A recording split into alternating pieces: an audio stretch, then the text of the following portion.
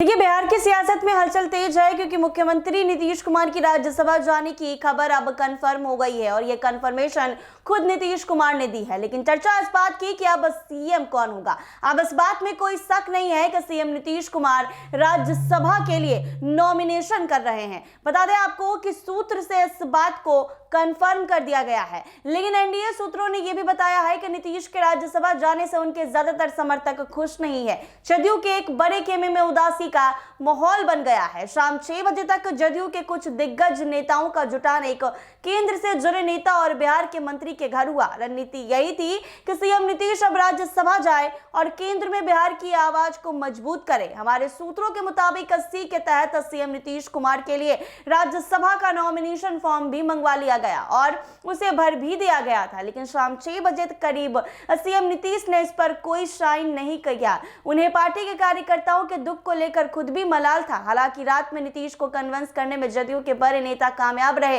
नीतीश ने आखिरकार राज्यसभा जाने की हामी भर दी है और इसके बाद जदयू के एक खेमे में खुशी का माहौल है तो दूसरे में गम का माहौल है। दरअसल जदयू के अंदर ही एक बड़ा खेमा नीतीश कुमार बिहार की बागडोर संभाले रखने के पक्ष में था।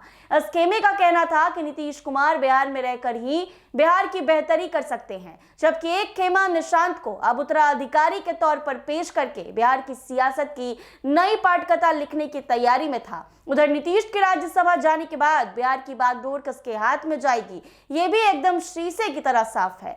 सूत्रों ने जानकारी दी है कि बिहार सीएम पद के लिए बीजेपी नेतृत्व से 3 नाम सामने आया है। इनमें पहला नाम फिलहाल बिहार सरकार में मंत्री दिलीप जायसवाल का है, वहीं दूसरा नाम उप मुख्यमंत्री सम्राट चौधरी का है, जबकि तीसरा नाम लोकसभा सांसद नित्यानंद राय का है। लेकिन इन तीनों नाम में से एक भी पूरी सहमति बनने में अगर थोड़ी भी दिक्कत हुई तो बीजेपी किसी नए नाम को आगे कर सकती है जो पूरी पार्टी को स्वीकार्य होगा।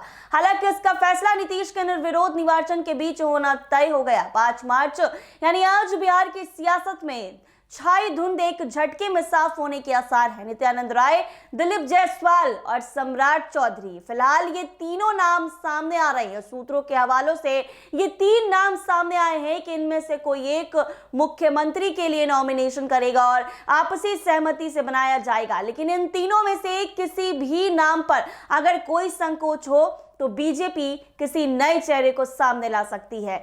दिलीप जायसवाल का नाम सामने है, सम्राट चौधरी का नाम सामने है और नित्यानंद राय का नाम सामने आया है। हालांकि अब देखना यह होगा कि नीतीश कुमार राज्यसभा गए तो बिहार का नेतृत्व और बिहार की बागडोर अब किसके हाथ में होगी। हालांकि बिहार के कुछ लोगों में उदासी भी होगी क्योंकि वो नहीं चाहते कि नीतीश कुमार सीएम पद से हटे, लेकिन नीतीश कुमार ने राज्यसभा जाने की तैयारी कर ली है। अब देखना यह होगा कि बिहार का अगला मुख्यमंत्री कौन होगा। ऐसे ही तमाम अपडेट्स के लिए बने रहे NBC 24 के